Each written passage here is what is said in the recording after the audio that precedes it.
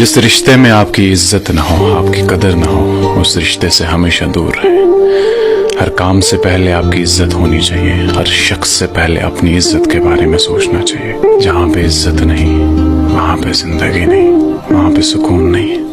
ये दुनिया बड़ी मतलबी है।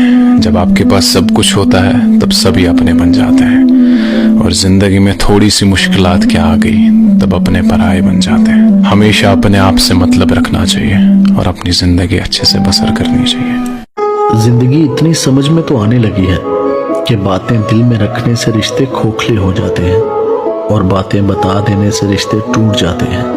मेरे पास खामोशी के सिवा कुछ नहीं। मैं बातें करता हूँ तो बातें बिगड़ जाती हैं।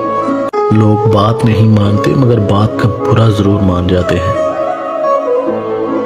जिंदगी ने दो बातें जरूर सिखा दी हैं, एक अपने आप में खुश रहना और दूसरा अपने रब के सिवा किसी से कोई उम्मीद ना रखना।